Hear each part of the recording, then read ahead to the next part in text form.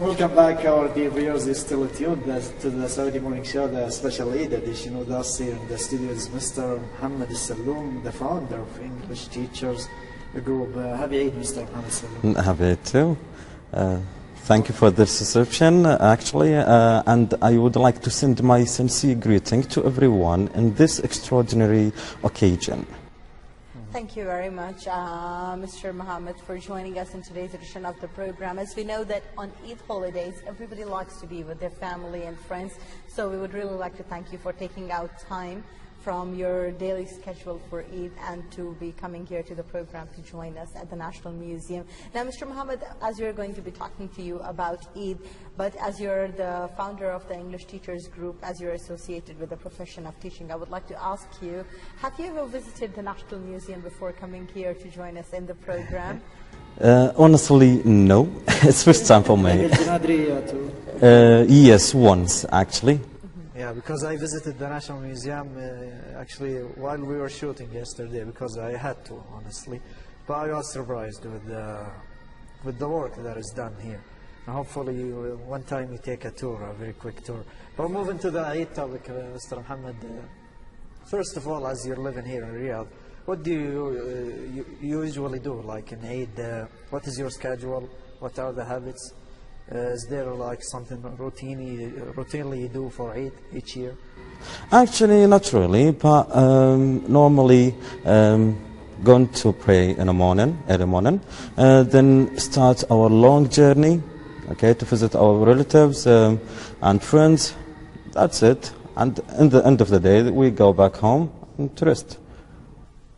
Indeed. Now, Mr. Mohammed Al-Salloom, as I was talking to you earlier about visiting the National Museum as well, I was asking you that because you're associated with the profession of teaching.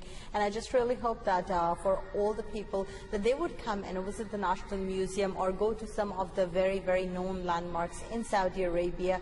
Take lots of photos, share it with your friends on different social networking websites. Introduce these places to them through your photographs. Urge them to go and visit these special locations and to know more about the kingdom itself as well. Behind myself and Ghazi, around this makeshift studio setup that we have here, are some of the beautiful landmarks from the Kingdom of Saudi Arabia, from the different regions of Saudi Arabia.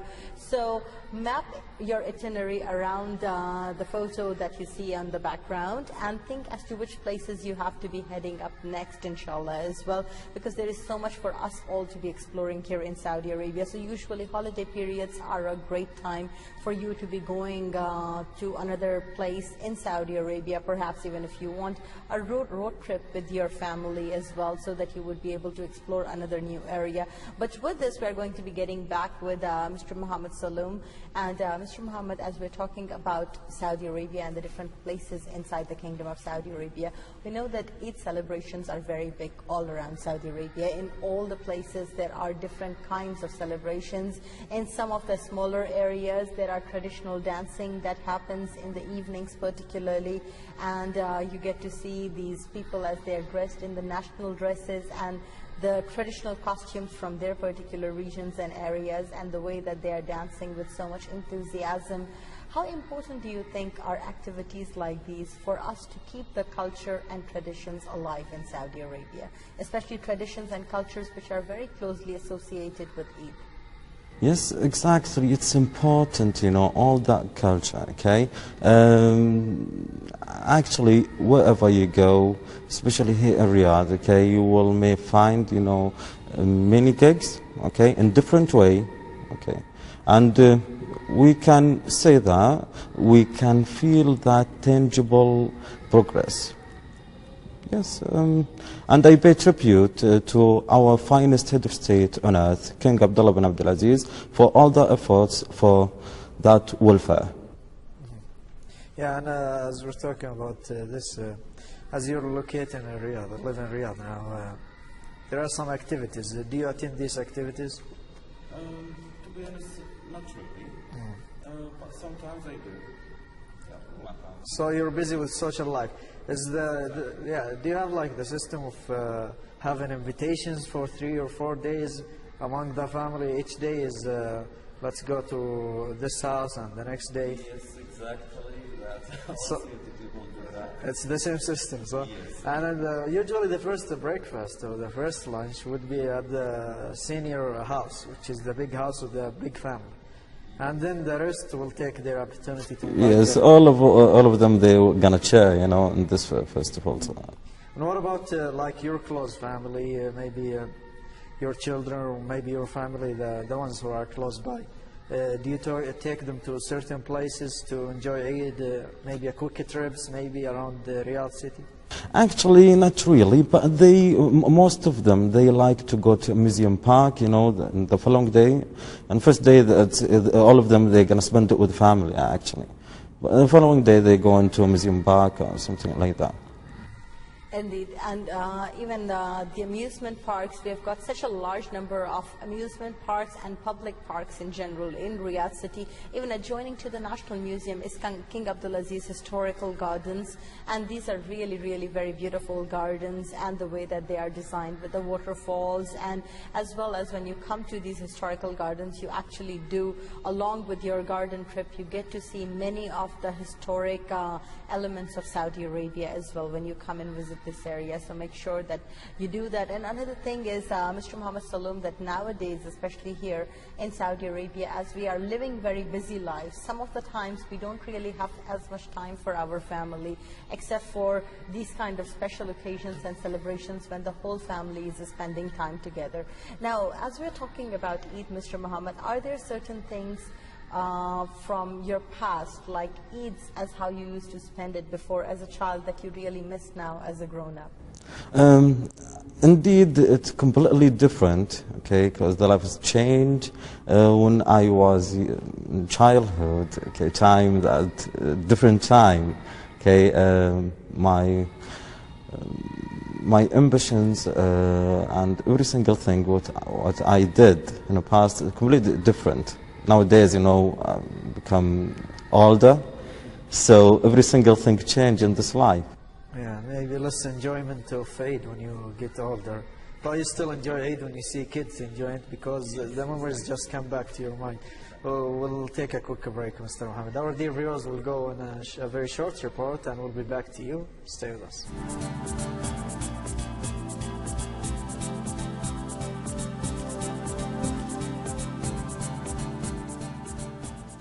Perfume sales increases highly before Eid al-Fitr.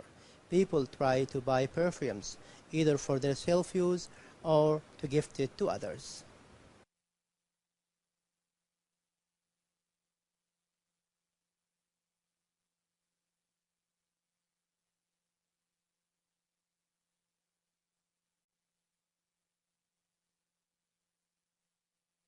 Yes, I came here to buy perfumes due to they have original quality here, and this is a good occasion to buy for myself and for my beloved.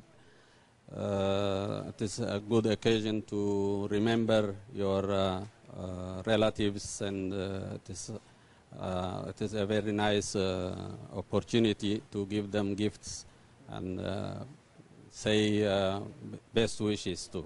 It's special before it's a self himself, and another gift from wife or husband.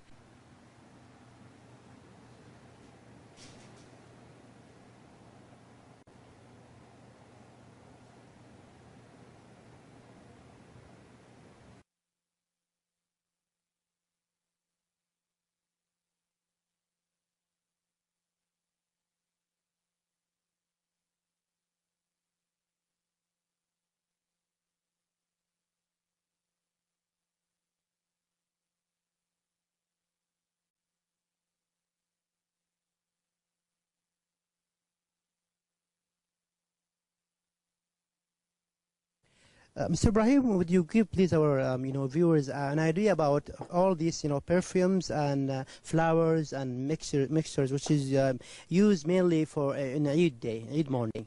Actually, these things are homemade. Most of them, they're homemade, and they used to as house fresheners, so that in the day of Eid, the house would smell better and will be great. because this is called khatur. It's actually some plants and some flowers, and it has a very great smell. And it's used, actually it is worn by women and in some cases by men, especially in the people of the mountains. Yeah, they have it on their heads. But in the other areas, they have it, usually women, they wear it. We have here also what we call bukhur, which is written in English, house freshener.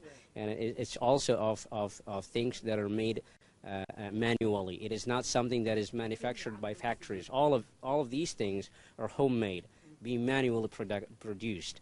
And we have also here, yeah, you can notice that this is the battle is not actually the battle of the thing in it. Yeah, these things are all used in Eid, so that that would make difference, especially the smell, you know. And we have here also the mixed. Yeah, this is called mukhallat, and it's a mix of many. Yeah, actually, yeah. All of it is house in home. Yeah, this one. It's for hair, I think. Yeah. Also, it's used for the hair, and also it can be used with the fire, so that it will give a very pleasant smell. This one is also it's different in colors, but at the end of the day, they're all smells. They give the good smell for the house. Yeah. This one also. It's called. These three things, they're called mukhallat, which means they're mixed with many things, many different things, and they have, you know, in a way, different smells, but they're all good, inshallah. All those kind of perfumes are also used for the Jazani house also, and ladies as well. Yes. And this is, this is bukhur. Actually, it has to be used with a fire.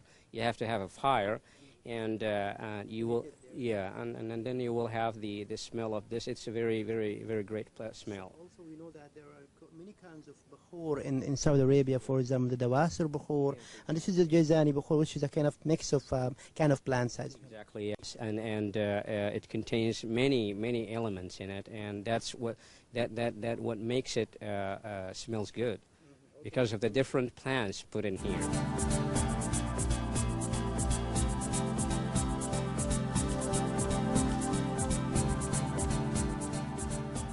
Welcome back, everyone, and once again a very, very happy Eid. So, well, as we're concluding the Eid celebrations here on Good Morning KSA, we hope that you all have enjoyed these special shows with myself and Ghazi as we were talking about Eid. So many of the different guests that we spoke to about Eid in their parts of the world, in their regions of Saudi Arabia. We hope that all these experiences from all these different people would be enriching your Eid as well. As human beings, the more that we learn, the more enriched we get in terms of civilization, the knowledge of our civilization, which is the immediate civilization and the civilizations that existed in the past. So to be always connecting this bridge between our past and present is really important, so we would be able to adhere to some of the strong cultural values and morals that Saudi Arabia truly stands for.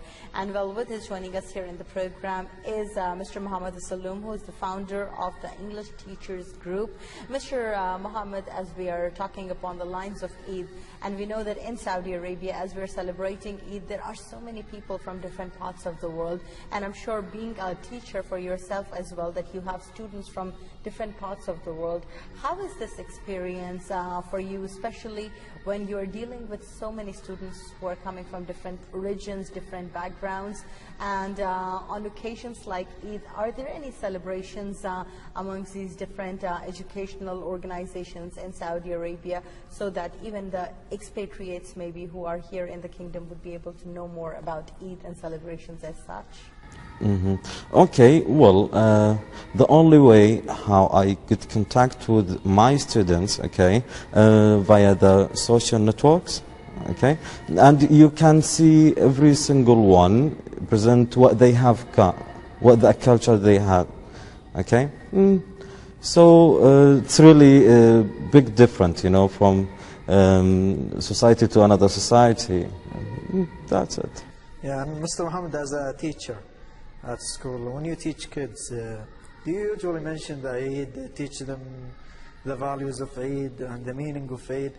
Is it in the books of the schools? Yes, exactly. Because it's one of our culture, okay, and legalization occasion, actually. So we have to expose that side in our school for our kids. And Mr. Mohammed, like as you live in Riyadh, have you tried to spend the Eid maybe outside of Riyadh, let's say Dammam, Mecca, Jeddah, maybe outside of the country itself? Have you tried to spend the Eid like in these kind of cities?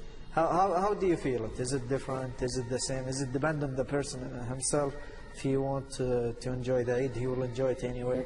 Actually, I did once in United Kingdom and Netherlands. To be honest with you, the atmosphere is the same. There's something real make you happy at this time. That's it. But the problem maybe, as you mentioned, the United Kingdom, the people around are not feeling the same thing you're feeling.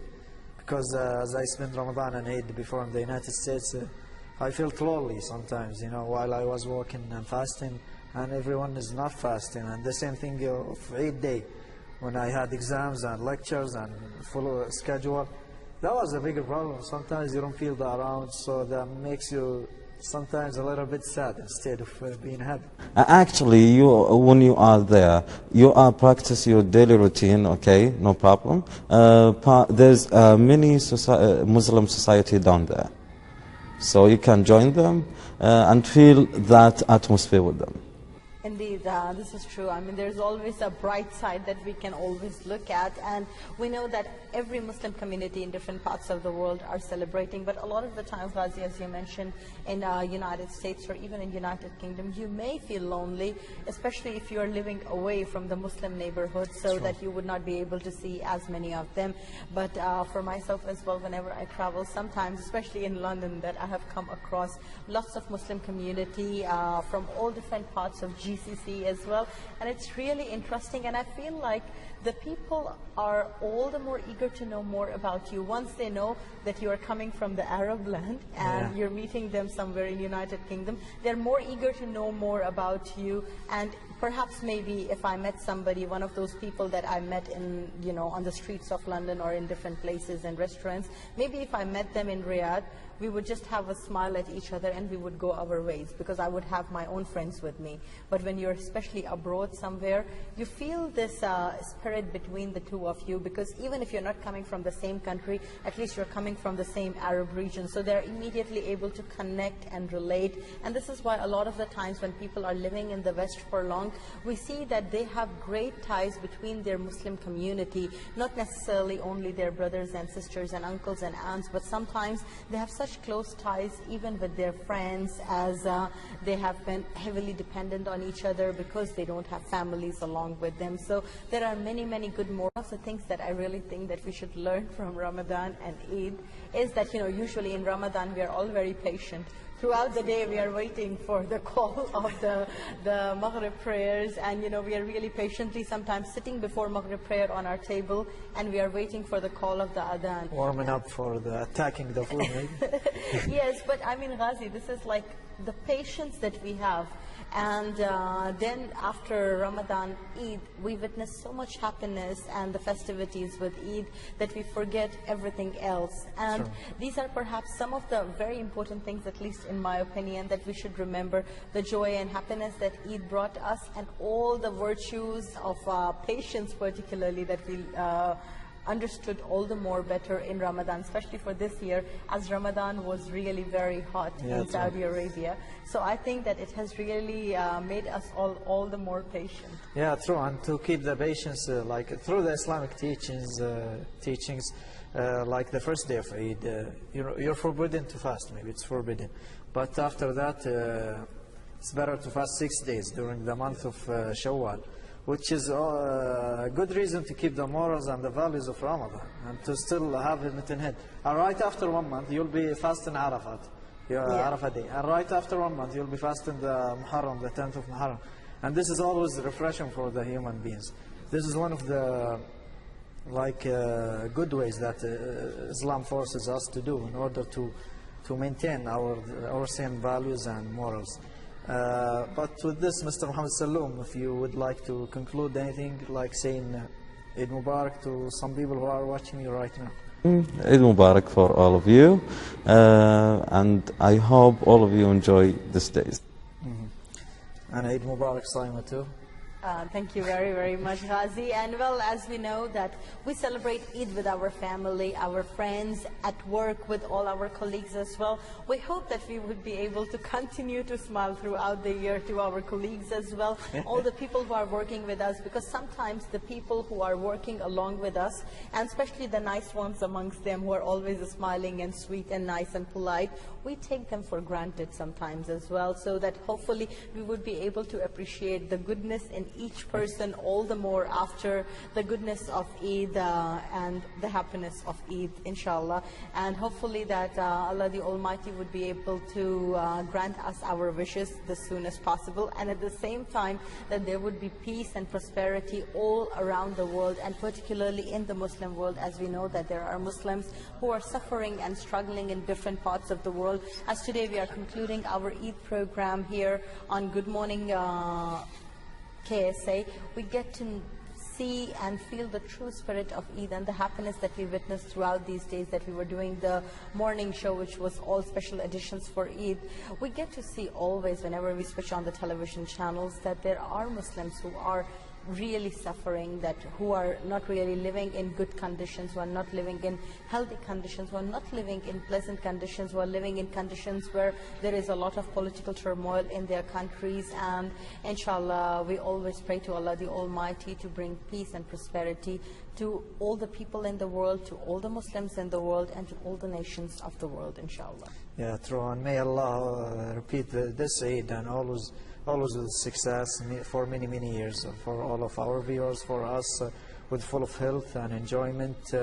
Through this program, we've been through many regions here in the kingdom in order to have a little image of the past and the modern Eid in Saudi Arabia. Each region, each day we had a different region. Today was our last day with our last but not least guest, Mr. Mohammed Al-Salloom. We talked about Eid for 6 days and wish you had a very good idea about Eid in Saudi Arabia and sometimes outside of the Saudi Arabia and some of the Muslim countries. Until we see you in the normal edition of the Saudi Morning Show, wish you a very peaceful time and enjoyable time. Wassalamu alaikum wa rahmatullahi wa barakatuh.